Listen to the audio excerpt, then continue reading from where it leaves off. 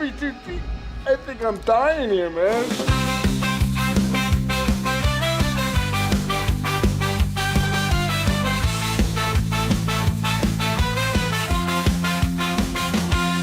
Through the haunted mansions and floors, the creep, they lead us to the places from which we dare not peek. A journey through fear and the realm of the night. In every word they speak, our hearts ignite with fright. Welcome to the horror show, the Deep Cut Podcast, where nightmares come alive, ready to take their blow. Tune in to the chilling delight on the airwaves of the night. Let the darkness grow. Let the darkness grow.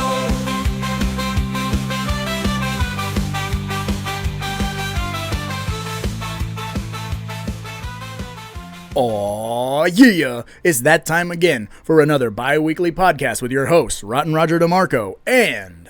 Hi, kids. Are you ready for playtime? My name is Thundarius. Thundarius himself from Cyber Skull Media, sitting in across from me this week.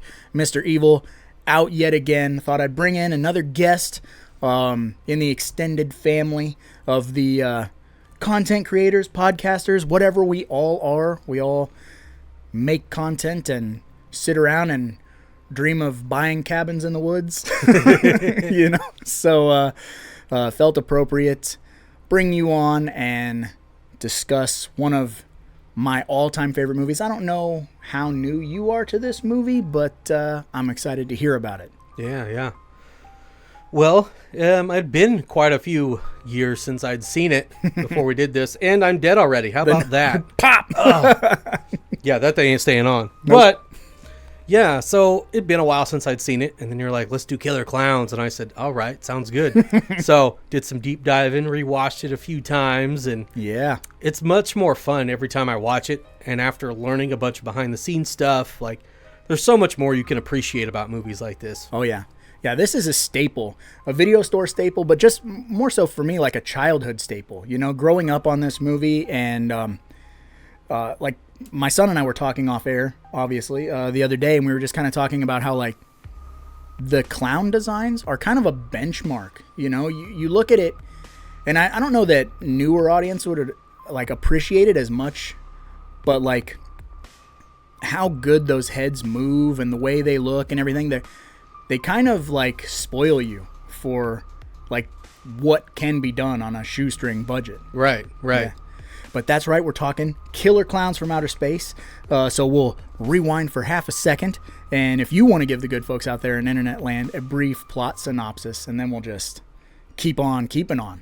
So in some podunk town in the middle of nowhere, a spaceship that looks like a circus tent lands in the middle of a forest and decides to take over an entire town, and they all look like wild-ass, wacky clowns. And if that plot synopsis doesn't get you excited and make you want to see this movie, then you might want to check your pulse, because you might be dead. You know, this movie is, as we used to say on the 3B Video YouTube channel, popcorn as fuck. It's very... doesn't take itself too seriously, and I think that lends to what makes it so good. You know, had it been like a darker, more sinister movie, I don't know that it would have the replay value. Right. Yeah. It's goofy, it's absurd, and it leans into it. Yeah. Big time. Way over the top clown designs, which are aliens. You know, they're aliens. So at first, when you look at them, you look at and you see like big kind of goofy clowns, and then the more you look at them, the more disturbing they kind of get. You know, the harder you look at their faces, you're like, ah, they are kind of gnarly. Absolutely. Yeah. Which goes to the creature design, the Chiodo Brothers, who made the movie. Right. I talked about those guys months ago now when we covered Ernest Scared Stupid, because the Ernest Scared Stupid trolls are actually repurposed clowns from the movie. But these are two brothers just called Two Brothers. Two Brothers. That's a Rick and Morty reference. Deep cut. Two brothers who just absolutely love filmmaking, every aspect, from making music to writing, directing, sculpting. They just are kind of jacks of all trades, and this movie's a really good, like a reel for them, you know? Like, if you just need their resume, you just pull this out and go, this is what they're capable of. Right. You know? Sadly, we still don't have a sequel, which keeps trying to get off the ground, you know? It's just never made it. You would think in the era of sequels and requels, we'd be able to get something. Yeah. Well, a few years back, because they also are responsible for Critters. So they did Critters. A few years back, we got a web series of Critters, like some basically short movies, little 12-minute episode things. And then that translated to them getting a made for sci-fi movie, a whole new Critters movie. And like the audience is there for Killer Klowns, I would assume. I mean, we just got a new video game, so right, and that deepened the lore quite a bit. Yeah, absolutely. So why? I mean, there's 4 Pumpkinhead movies. We got 2 direct to Sci-Fi Channel Pumpkinhead movies. Why haven't we gotten a direct to Sci-Fi Killer Klowns? I'll never know. Right? Come on, Shudder. Let's do this. What the hell are you guys doing? Please, God. Because this movie does end kind of ambiguously, so it kind of leaves things open. But yeah, man. Since this is newer to you, how many times would you say you've seen this one? Oh, I'd say at least 5 times. At least 5 times. Yeah. So you, for the listeners out there, you weren't necessarily like a horror kid growing up. Like you're. I'm a late bloomer. Yeah, coming into the horror genre. Later than most, but better late than never, as they say. And so do you think this would have been a movie that your parents would have let you watch? Or? Absolutely not. No way. No, but do you think it is a good gateway horror film? Yeah, there's nothing too crazy in it. There's no nudity. There's no tons of blood and gore. Yeah, it's very well done. It's very absurd. The fact that they lean into all the clown tropes so hard, but in such a creative way, is easy to appreciate. That's true. Everything from balloon animals to getting out of a tiny car, all the crazy stuff that you would expect, they do. Yep. Yeah. You got a favorite clown trope that they approach? I don't know if I got a favorite clown trope, but I think Shorty might be my favorite clown. Oh, yeah. I mean, you gotta put up your dukes. What are you gonna do? Knock my block off? Exactly. Yes, he is. Can I beep the horn? So good. It also blows my mind how expressive those masks are. Right. I'm assuming they had 2 copies of each mask. They're going to have a static mask for the further away shots, and then they're going to have a small amount of animatronics, for the lips to curl or however they did that. But it's amazing with the small, or however small the budget was, how they were able to make those masks do the things that they do. Right. Yeah. I mean, this ain't Jim Henson. This ain't Ninja Turtles money. This is expressive eyes. You got a mouth that opens and closes. And yeah, this is 2 brothers making stuff in their laundry room, sculpting stuff and putting it in their oven, ruining their ovens. Right. Well, did you know what the original title was? Because you bring it up, I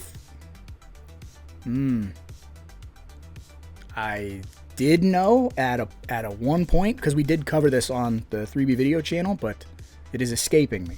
It was just Killer Klowns. They added From Outer Space so that people wouldn't confuse it with a slasher flick and then be disappointed. That makes sense, because you definitely, this is not a movie for the slasher audience.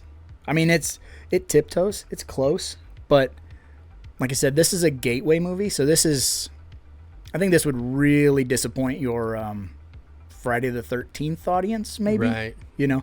Completely different vibe. Yeah. Different flavor of popcorn, as they say. So This is cheesy popcorn. This Yes. isn't your movie theater butter. no, this is pure cheese. And we even have killer popcorn Yes. in this movie. And they're like eggs. Yeah. Which, one of my all-time favorite things in this movie, every time I watch it, I find it more absurd. Maybe that's because, you know, I have a wife and I have a teenage daughter. But Susan Snyder is in this movie, and she plays the love interest, the main girl. She's from Return of the Living Dead 2, for anyone who knows those movies. But there's a point in the movie where she gets dropped off and goes home. And it's literally like 40 minutes of the runtime of the movie that she's taking a shower. Yeah. And it's the longest, let's keep coming back to the shower without nudity. With no nudity. I mean, she's in the shower forever. Like half the town gets killed while she takes a shower. She's out of hot water by the end of the shower. Oh, yeah. There's no hot water. Everybody else in the house is pissed off if they're not turned into cotton candy cocoons. But, and then that's when her sweater that's got clinging popcorn kernels decides to, you know, the popcorn kernels come to life and turn into these weird jack-in-the-box clown head things. It's very, very innovative and odd. Very. Very. It's really interesting how much they leave to your imagination, how the clowns actually work, function, things like that. My favorite theory on it has since been debunked after the game brought out a version in their evolution that you don't see in the movies. There's like a adolescent stage. Oh, yeah? It's in the games, I guess. But a channel I like to watch called Roanoke Gaming. Okay. I think he's like a microbiologist or something. So he does like the biological breakdown of Some different science. Right. Like his xenomorph episode's probably one of my favorites, but he did a Killer Klowns episode, and he was going at it as the fact that he thinks that they were biomechanical suits, and gave several examples throughout the movie that lended credence to that theory. And I'm like, I really like that theory. That's different.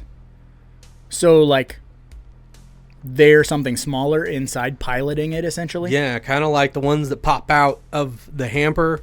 Like, Okay. those might be closer to their true form, and then they operate these things, like, because the hands disappear, and they do all sorts of That's craziness. some Independence Day shit, right? Yeah. Like the little guy inside or whatever. Yeah, that's interesting. I'd never really thought of that. So is the giant one at the end, is that a big suit? From his theory, it would be, yes, because he's like indeterminate growth. He gets into indeterminate growth and everything. He's like, it'd be so hard for them to sustain that size and to always be constantly growing. But, you know, he's like, I don't know if this is true or not, but I just thought it was really interesting. I mean, So, it's a pretend movie, so we can throw some real science at a pretend movie and see what sticks. Yeah, but going back to that big clown at the end when we get to the finale, that's another one of our favorite things here at the channel or on the podcast, wherever we are right now, wherever you're listening to us. Use of forced perspective, use of matte paintings and things like that. And this movie really does do all of those things that we love to see in a movie, even down to like rotoscoping, like each individual frame of film, like drawing on the lightning or the like the swirls that go around people or whatever, like all these crazy like DIY tricks. And it lends such a charm to it, to where like if it was made now, especially if it was on Sci-Fi, it'd be a lot of like really bad CGI models and things like that. Like, I don't know if you've ever seen the Pumpkinhead movies, but if you ever decide to torture yourself and watch Pumpkinhead 3 and 4, they use like a CGI Pumpkinhead model, like climbing up buildings and being on the roof, and it's all shiny and really fake looking. And I suppose I would not want to see the Killer Klowns receive that fate, you know? yeah, if they made it today, it'd all be CGI, and it'd be just like, really? Where's the charm? Yeah. No charm. I don't know, man. So, but if the Chiodo Brothers are involved, maybe they would be like, no, we want practical suits, right. Maybe. Because another example of that is Steve Kostansky, the guy who made Psycho Gorman and Manborg. He made the made-for-sci-fi Leprechaun Returns, the newest Leprechaun movie, and he made it like he would have made it in the 90s. So there's some like sneaky compositing and sneaky CGI stuff here and there, especially with CGI blood, because they can easily remove that when they're going to put it on cable. But yeah, like he did a really good job of making it feel like a 90s movie. So there is hope, I suppose, for the Chiodo Brothers, but I don't know. Yeah. So, Clownzilla was originally supposed to be stop motion. See, and that would have been another thing where I'd have been like, all hail, Killer Clowns. Clowns. They ran out of time, and with the budget and everything, they were like, one of the Chiodo Brothers ended up putting on the costume and wearing it. So yeah. Man, could you imagine if it was stop motion? That would be incredible. There's a lot of cool behind-the-scenes effects that they did, like all the green light bouncing around when the clowns get shot and are spinning around. Dude, they made a cylinder and put broken pieces of glass all around it like a disco ball and spun it and shot it with green lights. Yep. Absolutely. And it's DIY brilliance, man. It is. Like, I wouldn't even have thought of that. Yeah. We would end up buying a green disco ball, right, or something, a green rotating light that would have cost us way too much money. And they're like, nah, mirrors and one light, one light source. And yeah, I mean, because that's the kind of people they are. They're the shoestring budget maestros. That's 87, right? 1987, I think, for this movie. So you're like in the heavyweights of guys like Sam Raimi and stuff like that. Guys who will put a camera inside of a dial on a rotary phone for no reason other than that looks sweet, and right. And yeah, just breaking rules. And this movie does a good job of like breaking old traditional film rules and kind of reinventing the wheel, making people think like, oh shit, I guess you can do that, and that's what makes it so fucking awesome. Yep. Yes. See, Vice President Santiago. Exactly. It's just so nice seeing people who have a love for their craft, and have to stick within a certain budget and not just have a bloated Hollywood blockbuster with no soul that flops, Oh yeah. These guys put everything into this movie, and it shows.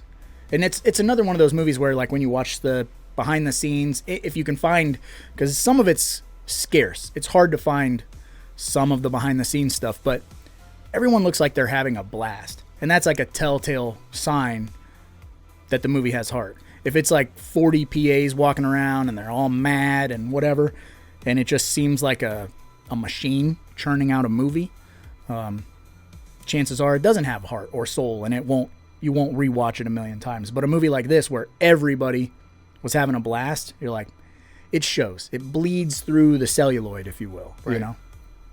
You can tell on some of that footage too how much they really cared about this movie. Because, like, the original opening scene wasn't in the movie because it just didn't work. No matter how much they tried to shoot it, it just would not work.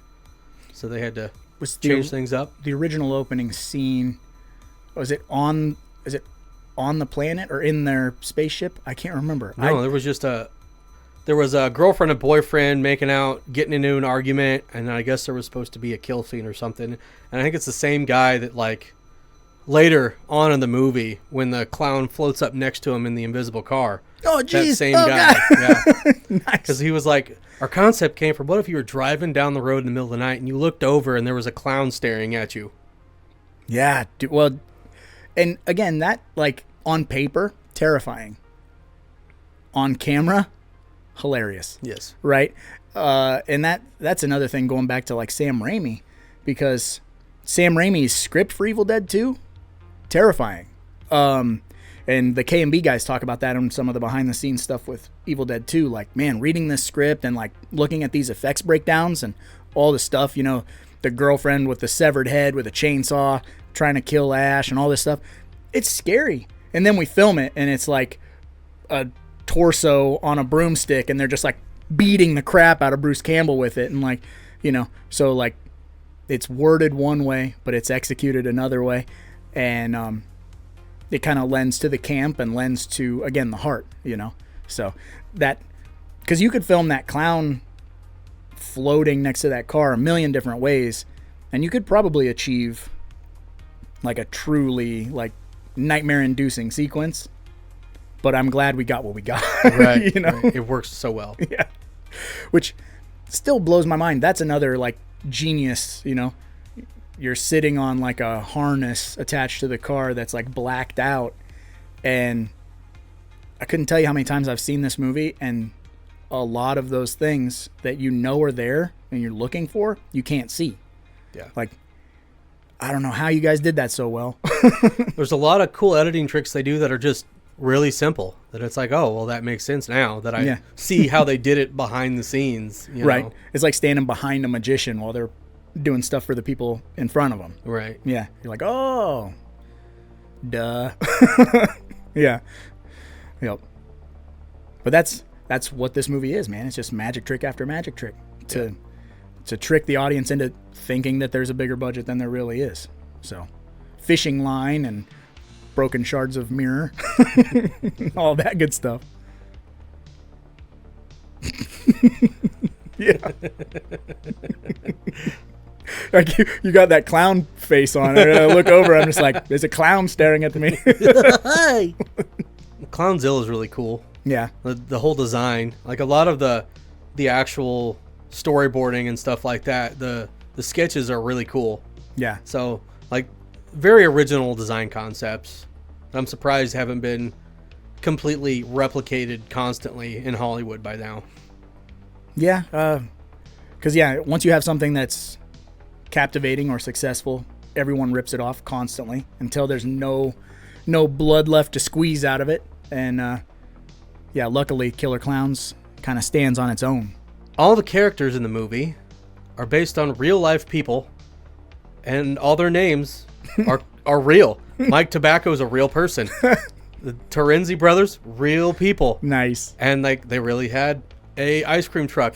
Mike really did take girls up to make out point with bottles of champagne. And then try to do it in inflatable rafts. They're like, I just want to make a movie about all the friends that we grew up with. Yeah. Getting killed by clowns. Also, I think maybe, is this the acting debut of Christopher Titus? It might be, actually. He's walking across the street, and he's, Officer Mooney says whatever to him, and he's like, dick. And then later he's at the makeout hill. And I think maybe this might be. Shades pointed that out last night when we watched it again. I love it was like, is that Christopher Titus? I'm like, yeah. Goddamn right Yep. It is. The man. Sidebar, his TV show was fucking awesome. And behind the scenes, where the Jeep that his glasses are found in that's covered in cotton candy. They got him. They killed him. Pretty much every vehicle in this movie was rented, so they couldn't destroy them. And that one had to have $3,000 worth of work done because it destroyed the interior. Oh, man. Yeah. Pass that off on a PA. That's his fault.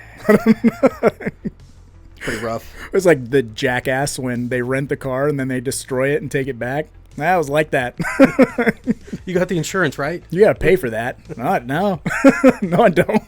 And when the car goes off the road, it was supposed to go like careening off of there. Mm-hmm. But someone forgot to remove a sandbag and the cable snapped, so it just went. And they're like, that was our shot. Which is more realistic anyway. Like anytime you see a movie like in a car jumps super far, you're like, I don't think so. They're like really heavy. Yeah, just gonna kind of fall down.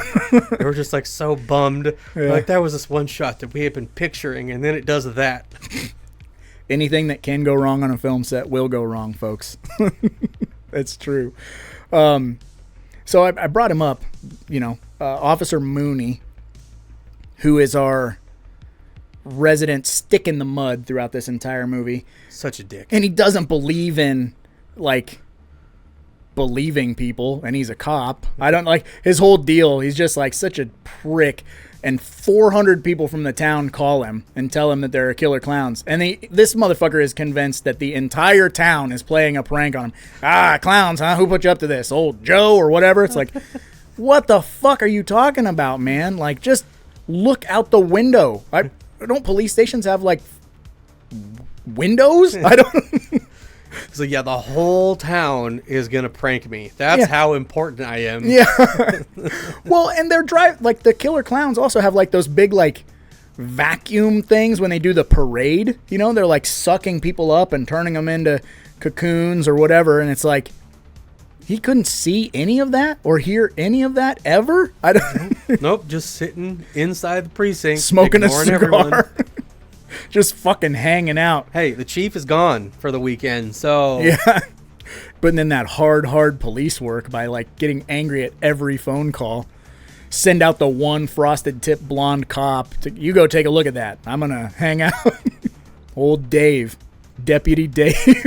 I just love how they're supposed to be college students, but they all look like they're in their 30s. Oh, well, I mean, that's every horror movie ever. Like, Scream, and you're like, you're supposed to be 16? Right. 16-year-olds are retarded. Right. You look 42. Like Skeet Ulrich on the cover has a mustache. Like, you're not 17, dude. At all. Poor farmer dude. Oh, yeah. Forgot about Very Ghoulies. beginning. Old Ghoulies 2, man. Yeah? Yeah, him and his dog Blue. What a sad opener. Poor Pooh Bear. Yeah, or Pooh Bear, that's what it is, yeah. Oh, my Pooh Bear. Also, he punches the tent Right, and finds out that it's fucking metal. Like, it's like how your first reaction is to punch a tent. yeah. It's like that Mitch Hedberg joke, right? Like, getting an argument with a tent's the worst place to get an argument with. And, like, how am I supposed to express my anger? Slam the flap, zipper it up really quick. Oh. Yeah. So we don't ever find out what happens to old Pooh Bear. I mean... We know. I think we know. Yeah, we know.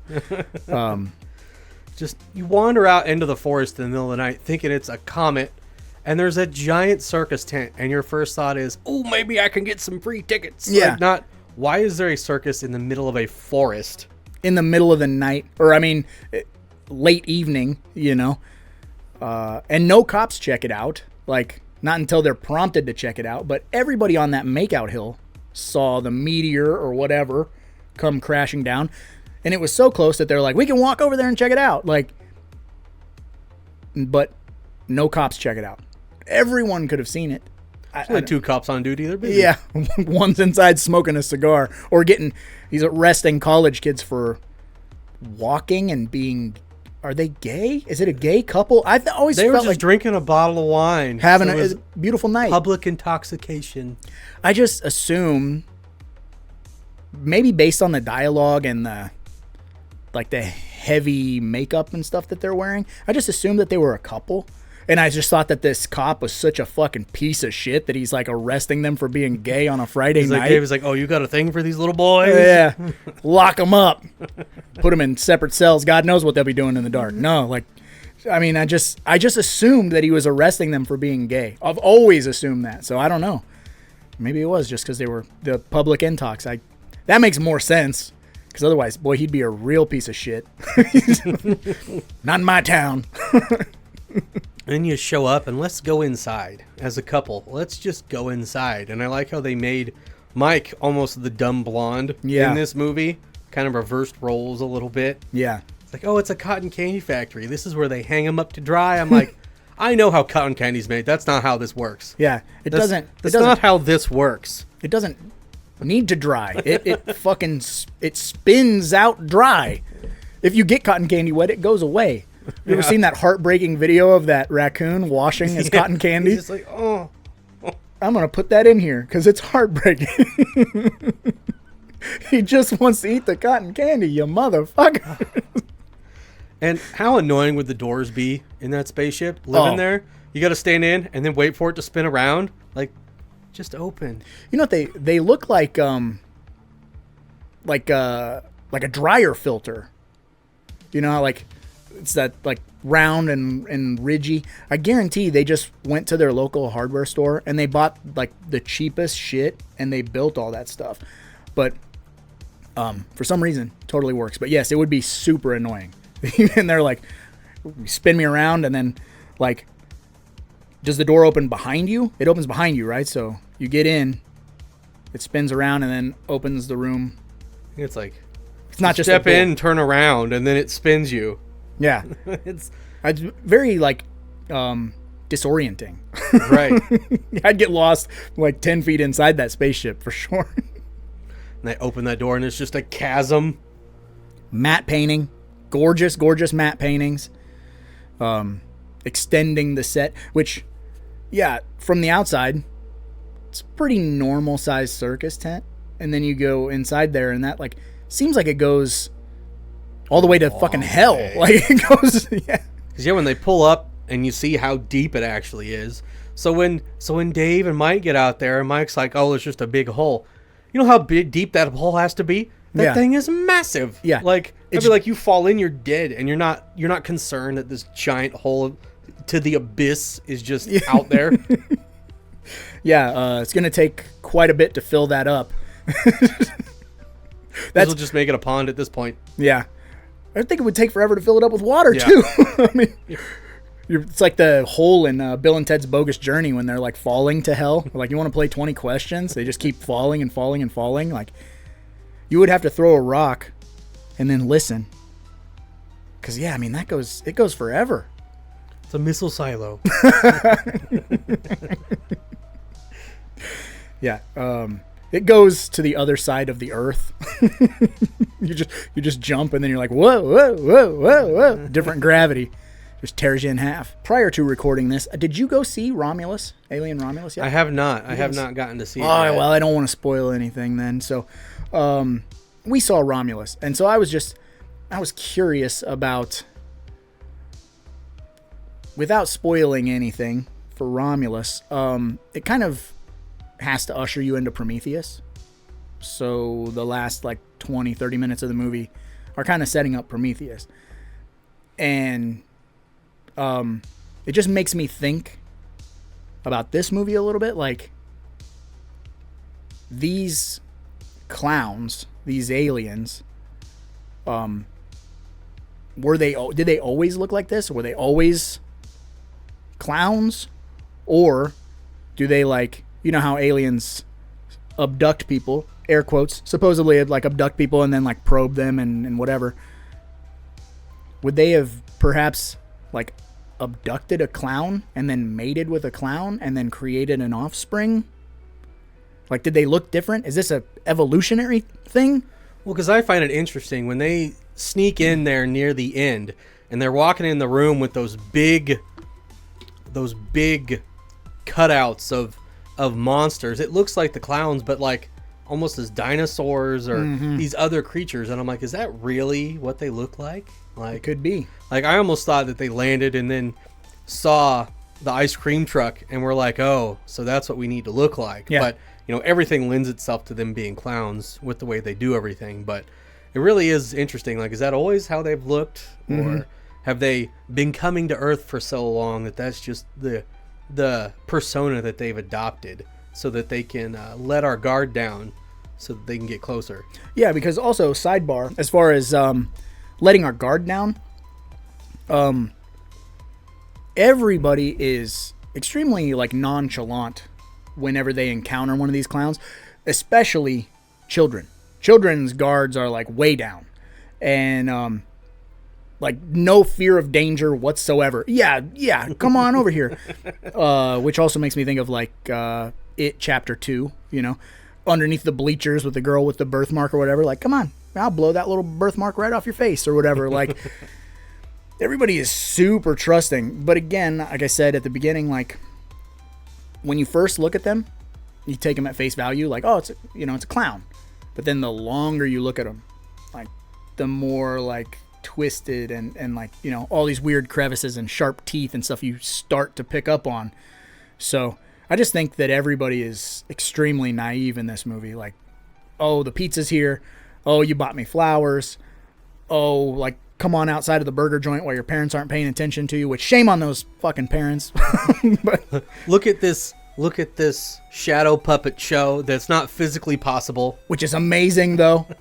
You know, I mean, you got your rotoscope dinosaur or whatever, and George Washington crossing the Delaware. How do they even know about that, man? they only have like 3 fingers. They're like Ninja Turtles. Right, they got like 4 fingers. Yeah. So I don't know how you make such intricate shadow puppets. Just alien wizardry. But Clearly they have portal technology. So yeah. That's true. There's a spot in the movie which my son quotes all the time. They're trying to get away, and they open up a door. Another door. Another door. Another door. Another door. Which clown is that for? Like, who? What is that? Right. Is it just... Makes me think of... there was a serial killer. This is going to get dark real quick. There was a serial killer back in the day. Probably butchering it, so someone let me know if I'm mixing 2 serial killers, but I think his name was H.H. Holmes, and he bought like a apartment complex, like the hotel in Chicago. Yep. And he had a bunch of rooms that like didn't go anywhere, The like murder dead hotel. ends. Yeah, and he had like gas pipes into certain rooms, so he could like when people were in their room, he'd like turn it on and like asphyxiate them or put them to sleep. Like it's specifically designed to kill people, and so which like raises my questions about their spaceship. If these doors aren't for them, like are they banking on people coming in to check it out and getting lost? And I think so. I think that's part of their shtick is they're a circus tent, so Yeah, they're come on hoping in. Yeah. that they're going to attract people, and they're going to start like on the outskirts of town and then move to the carnival, like where it's a little bit easier for people to come see you. that's interesting. It's just cat and mouse, and they like to play with their food. What is the, I don't know, what's their purpose? Is their purpose specifically to take over Earth? Because it has a very Invasion of the Body Snatchers feel, like not so much as like taking over people, but there's a scene in Invasion of the Body Snatchers where all the people who've been body snatched, once they turn into cocoons, they kind of turn like, it's like a big pile of dust or whatever. And all the people who are now replaced, they're taking out the like husks of their former human bodies or whatever in trash bags, and there's like a big parade of garbage trucks, and they're like throwing away, all the remnants of humanity. And that's how I kind of feel about that circus parade. It kind of has that same kind of like, cotton candy, like human, and then, taking it and loading it up so they can drink them, I guess. They drink people shakes. Yeah, I guess it puts you in that cocoon and it breaks you down into a like sludge acid, that right? they drink. And Yeah. Like I think one of the Terenzi brothers was right. Like I think they just stopped by for a bite to eat. Yeah. They stopped by because they came to a small town where no one was gonna notice. Loaded up the spaceship and were taking off, dude. Yeah. It was just a supply run. Yeah. Just go grab some grub real quick, eat this entire town, and then peace the fuck out. Exactly. Yeah. And they do a damn good job. So that's one thing I want to bring up is, they win, dude. Like, The whole town's gone. Yeah. It's dead. Yeah. The whole town, and they don't mention it at all at the end. It's like, dude, the whole town is gone. yeah. Minus like a handful of people. Yeah. So yeah, everybody is toast. I'll get to that when we get to some of our awards. But we got a couple minutes. So was there anything else you wanted to touch on before we move on to other segments that you got stored away in that clown dome? Probably, but I don't know. That came very close to being the very first spit take. Other than Rosebud can get them cheeks clapped, dog. You a big fan of that chick? Apparently, hey, I didn't know that female clowns did it for me, but yeah. they got inflatable titties. Yeah, well, the Ice Cream Brothers, the Terenzi Brothers or whatever, they, see, we're going to crossbreed. We're crossbreeding, man. Well, that's why they took them all in the bubbles instead of putting them in cotton candy. I think they were taking them to breed because it was on one of the phone calls into the precinct. Like a guy's like, they took my wife away in a balloon. So, and they take Debbie away in a balloon. So I think you got to take Debbie crossbreeding. away. You got to take her. Just saying. Hello. Sidebar. I got to meet her a few years back, and still stunning, still amazing. Yeah, I just wanted to bring that up because that was a feather in my cap. Crossing paths with her and seeing that time has been kind. Not like it has been to me. So, I suppose on that note, we can move on to some of these other segments if you're ready, sir. Yeah, let's do it. All right. So, first up, we're going to move on to the Brown Panty Award. Oh, baby. It's time to slip into something a little more comfortable. It's time for the Brown Panty Award. This is where we give an award to a person in the movie who died that we feel didn't deserve what they got. So not necessarily like a super, well-deserved death. That's for the next award. So this is someone that we're kind of sad that they got it. And I'll go first because I'm not sure if we're going to have the same one. Maybe. Although I did forget about one, so I don't know. But my Brown Panty Award is going to go to the two fellas in the jail cell. Yeah. The jail cell jabronis. Like I was saying, I thought that they were specifically arrested for nefarious reasons. Reasons that I don't condone. So I just felt like that's some fucking bummer bullshit. Right, you're just out having a walk, and the dude arrests you, throws you in jail, and then you get stuck with this killer clown. Yeah, which chances are they would have been killed later in the evening as well. Anyway, Right. Because at least they had a shot. Yeah, but being locked in a jail cell with the clown, I mean, it's over. So, yeah, I just felt bad for those guys. And again, they dress like punks, they dress like hoodlums, but doesn't necessarily mean they're hoodlums. So sad for them. Especially when the dude had some clown ass hair. Yeah. Like, that fucking like the goth dude. Yeah. Sweet ass. Maybe I'll grow my hair out, what little hair I can grow, and then I'll do that fucking sweet. It's like Ace Ventura when nature calls, like yeah, hair. That's what he had. I don't know how you go about that. I'd go through a lot of hair gel. Yeah. Yeah. All right, sir. Well, my Brown Panty Award is Pooh Bear, the dog. The dog didn't deserve it, man. No. The dog does not deserve this. See, and that's the, I forgot. That's why I said I wasn't quite sure what happened to Pooh Bear, but you are correct. We know what happened. Yeah. So, and it's never cool to kill an animal. On occasion, it can be funny, but most of the time, it's just fucked up.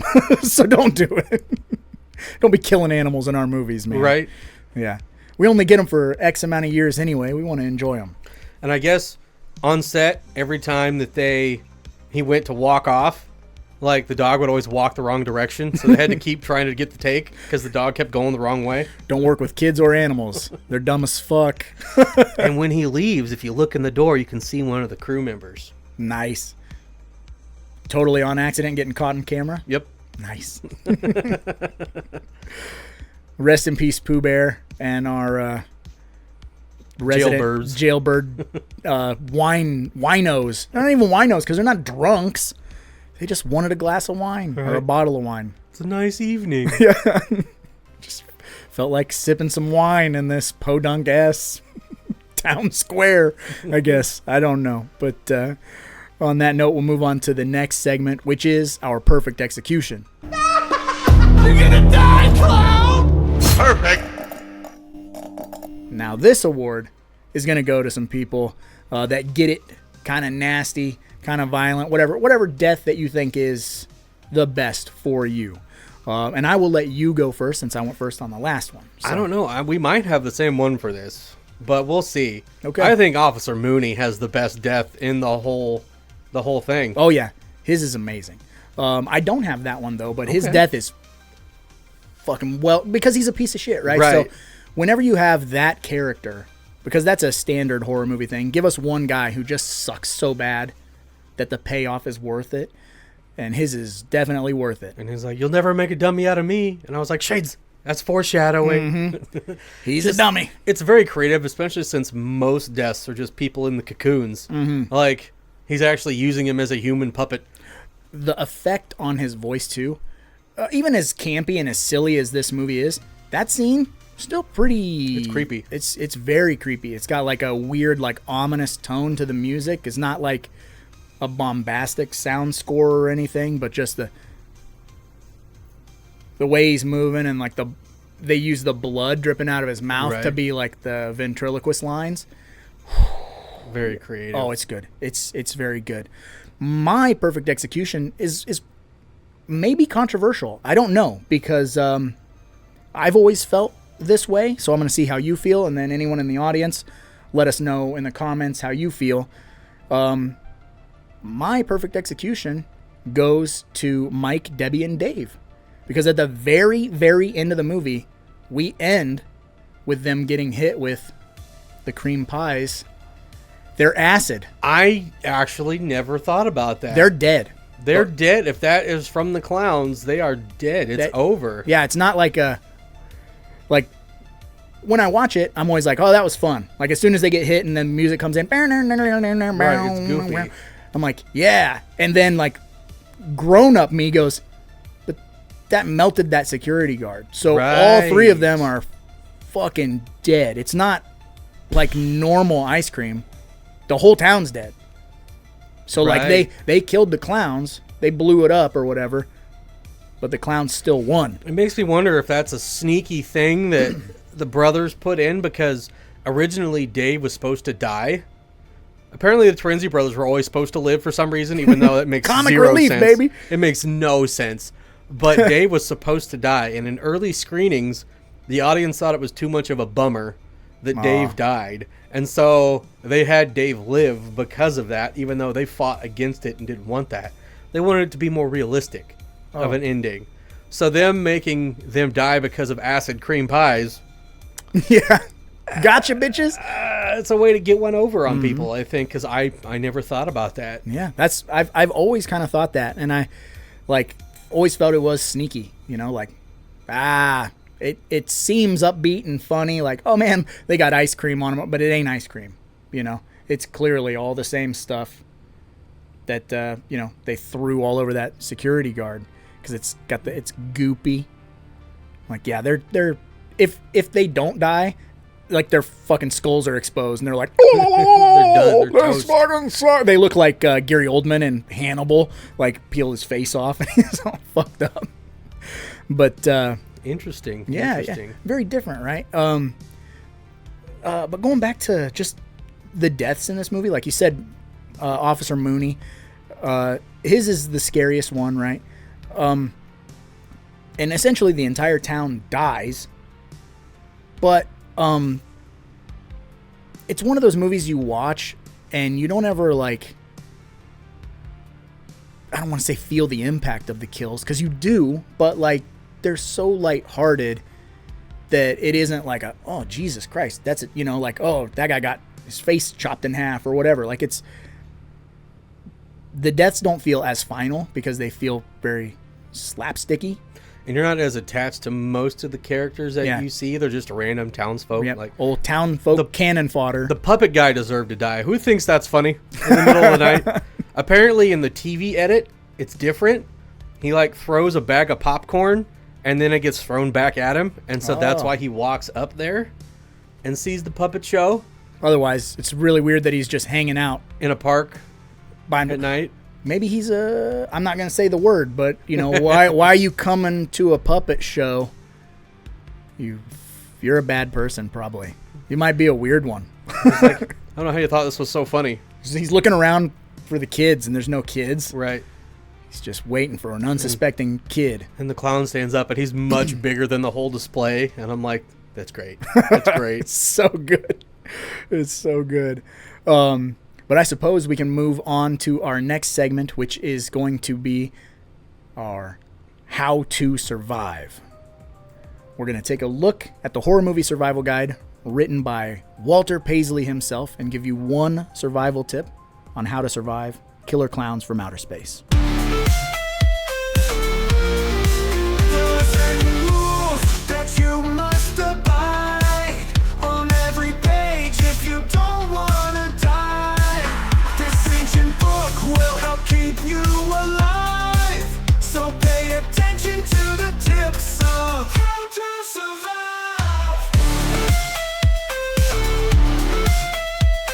Today's survival tip for killer clowns from outer space is if a shooting star lands within walking distance, leave town immediately. Wise words from a wise man. Why investigate? That's some white people shit. Yeah. We're gonna be rich. No, you're not. You're gonna be dead. You're gonna die. It didn't work out for Stephen King in Creepshow. He turned into a plant. You don't meddle with things you don't understand. That's just how that works. It's not ever going to end well for you, especially in a podunk town. You know, if the remake of The Crazies taught me anything, don't go looking for, crashed airplanes. Don't do that, because then everyone's going to turn into weird, crazy mutant people and kill you. I don't know. Don't fuck with things you don't get.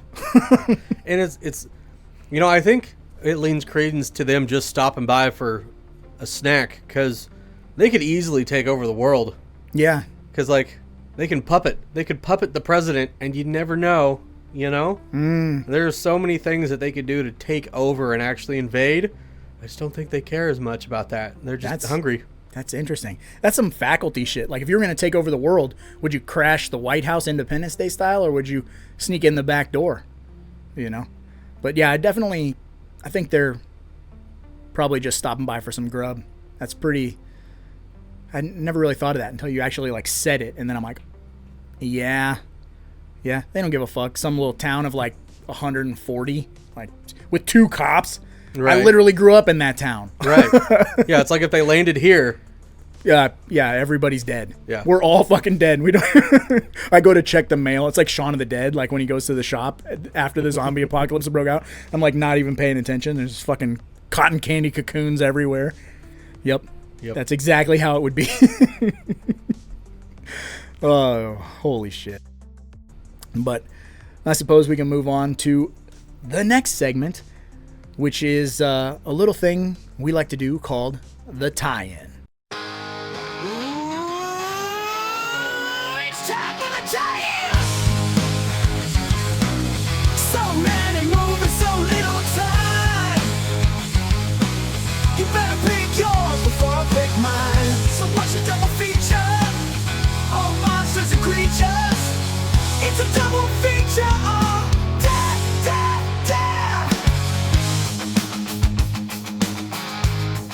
Now, for this segment, you got to pick a movie that is a good pairing with Killer Clowns from Outer Space, and explain why it's your pairing and how you would do this. Are you going to watch Killer Clowns from Outer Space first? Are you going to end your night with Killer Clowns from Outer Space? And just make a good case for how you're going to have this fun evening with 2 flicks. Well, I've been pretty excited about this segment ever since I found my tie-in. Oh. Originally, I was thinking maybe Mars Attacks. That's a pretty good. Oh, one. nice. But that's not what I went with. I'm going to start with Killer Clowns, and then I'm going to end with one of the greatest movies ever made. Oh, what do you got? Attack of the Killer Tomatoes. Whoa, I haven't heard that title in a hot minute. Yes, sir. Yeah, dude. Nice. Essentially the same premise, really. Right? Goofy. It's tomatoes that are showing up. It's more in the vein of something like an Airplane or Police Academy or Naked Gun. But, you got these killer tomatoes showing up, attacking everybody, taking over the town. It's fun. Which sidebar, you're about my age. You're close to my age. Do you remember this had a killer... Attack of the Killer Tomatoes had a cartoon? Mm-mm. It had a cartoon, a Saturday morning cartoon, was awesome, had toys. Why did we not get and it literally has killer in the title. why did we not get a Killer Clowns from Outer Space cartoon? That would have been pretty rad. I don't know. That'd be pretty cool. So Might have to go do some AI trailer work on something like that. That Yes. would be cool. let's make it happen. But yeah, when we get done with this, I'm gonna show you some. I'll show you. Killer Tomatoes had a cartoon. I'll just pull it up. It was awesome, dude. That's gonna blow your mind. Now you're gonna spend some time on YouTube watching some Attack of the Killer Tomatoes cartoons. For sure. I think maybe even a Sega game based off of the cartoon. Maybe. Yeah, Don't like quote me, but I think so. I was like, I'm going way out of left field with this one. Not, I like that. That's interesting. Mine is also kind of out of left field, but more of a recent movie. And if it's a movie you haven't seen, it's a movie you're taking home. You're leaving here with it. Weird, newer. I want to say 2015, maybe a little earlier. Movie about an alien invasion called Attack the Block. Do you know this movie? I don't. Your homeboy from some of the newer Star Wars is in it. Can't think of his name off the top of my head. He's one of the lead kids there. It's a bunch of British kids. Adam Driver? No, fucking hate Adam Driver. Fucking guy looks like a mouse, and he looks like he stinks. You look like you smell. I don't know how you're like GQ's hottest man. Your big ass snoz. But it's a bunch of British kids, and they're like, I don't know, 17, 18, British hoods, hoodlums, tough kids. And they go out and like rob people and break into Ewan cars. McGregor Probably. plays Obi-Wan. Train Spotting? No. He's a black kid. Oh. John Boyega? Yeah, yep. There you go. I think it was like his first movie, one of his first movies. Huh. And he's like the lead of this crew of kids. But they go around, they cause all this trouble, and they start seeing, looks like shooting stars falling from the sky, and they're like, what the fuck? So they go and look, and they're these big, like, black, furry, kind of look like dogs, but they got like translucent, sharp teeth, and they got like a blue light in their mouth. Weird. And they run, and it's funny. It's very Shaun of the Dead. Like it's funny, it's violent, and it's like a staple. It's one of the best alien movies I've ever seen. But it's also, it has all that humor where like it doesn't take itself too seriously, but then someone will get like American Werewolf in London. They'll get like eviscerated by an alien. You're like, oh, okay. But yeah, it's very much like, so I think I would start my night with Killer Clowns, and then I would end on like a funny but gory. Once the sun has set and it's a little darker, and I want to have some no kids around kind of a horror movie. That's what I'm going with. Nice. That movie's gonna blow your mind, dude. I can't wait to send you home with it. All right, I'm checking that out. And Spiral. Yes. Do you need Grace? The Grace too. I gotta Grace. finish my Adam Green watch through. Grace, Spiral, Attack the Block. Grace, Spiral, Attack the Block. I'm gonna remember that because we're almost done, and I'm gonna grab them all for you. But that means it's time to move on to the final segment of the live stream. The final segment of the podcast. Wow. Live stream, huh? It's going back in time. It's time to play the prop game.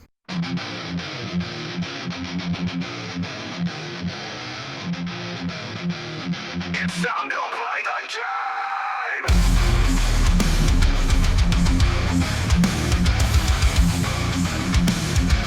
Time to play the game! That's right. It's time to play the game. And if you're new here, welcome. But you're probably scratching your head asking yourself, what is the game? Well, the game is a deep cut in and of itself where you got to pick a prop from the movie that we are covering, but it can't be a well-known prop. So since we're covering Killer Clowns from Outer Space, you and I talked off air about this. Let's just say no clown mask, no clown suits, the jumpsuits that they wear, whatever. There's far too much clown-related weaponry and everything else to include in that, so I'm not. So it's open. But, pick something weird, different. off the beaten track, and then let us know on the comments on the podcast, whether that's on Spotify, Podbean, YouTube, Patreon, Discord, Facebook, Instagram, TikTok. I don't know all the things. We're everywhere, begging you to watch us. So just let us know your prop, because it's the genesis of the prop game is the reason this podcast started to begin with, because we always used to call them deep cut props, and now, you know, deep cut is a phrase that's used by a lot of people, and there's even a lot of deep cut podcasts, which is frustrating, but it's our favorite thing in the world. So let us know your goddamn prop. And I'm gonna let you go first. Well, like I said, I messaged you because there's so much in this that could be considered off limits or on limits, but based on everything. So when you told me what was off limits, I was like, all right, now let me figure out what I want to do. And after some deep diving into behind the scenes, I figured out my prop. Okay. It's the popcorn gun. Nice. Because that was the most expensive prop in the movie. It cost $7,000 to create. It actually functions, and it cost them 6 weeks to put together. Couldn't you just make like a potato gun for like $14? I don't know, but it cost them $7,000, so that's why I want it. Well, a cool sidebar to that is Spirit Halloween owns like the license right now. Ooh. And they put out one of those. So you can buy one for about $40, a replica. But that's not a bad prop. So it actually functioned, like it would actually shoot out. Yeah, popcorn. I had compressed air and stuff. That's wild. Again, potato gun. Out of all the stuff that they could have done, they got so hyper focused on that and spent all that money and time for something that's used for a few seconds. Yeah, I don't get that. Man, I think you probably could have even gotten away with putting like a little high-powered fan in there and just like dump your popcorn in and hold it at an angle and then turn the fan on and it would go woo, woo. That's the sound fans make. I don't know. That's weird. But $7,000. I'm gonna wrap my brain's gonna be. Yeah. What the fuck? What cost?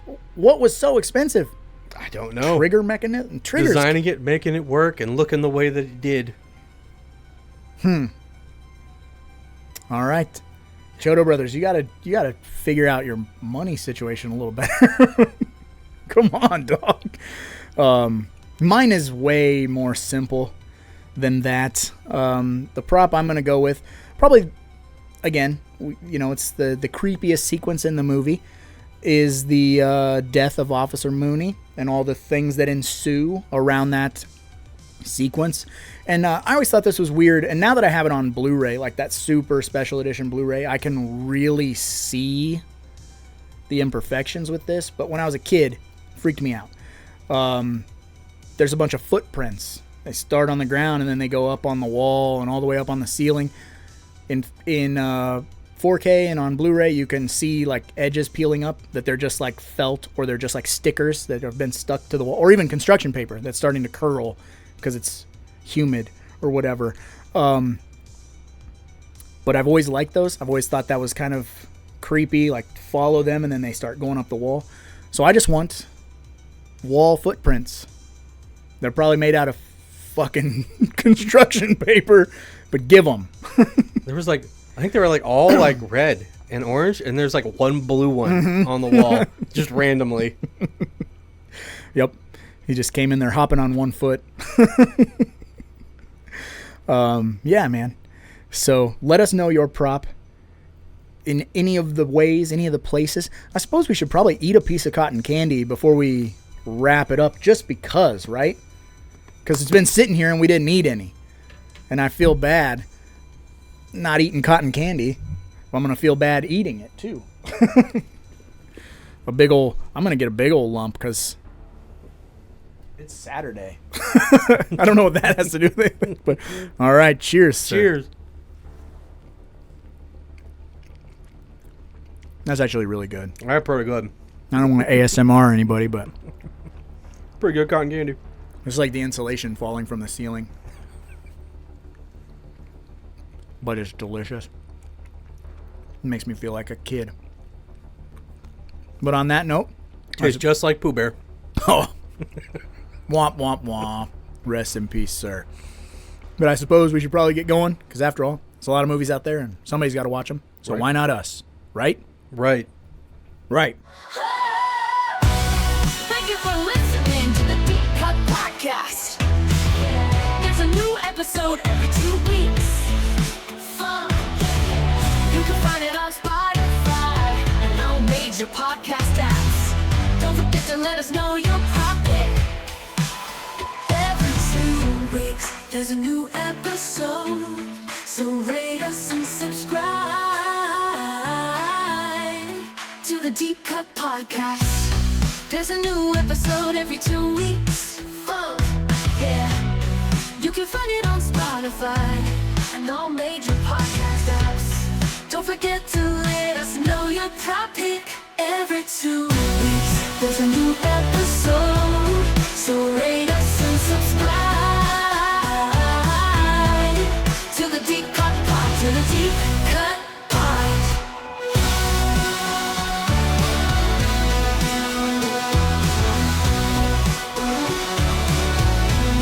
You can find it on Spotify and all major podcast apps. Don't forget to let us know your topic. Every 2 weeks, there's a new episode. So rate us and subscribe to the Deep Cut Pod. To the Deep Cut Podcast. To the Deep Cut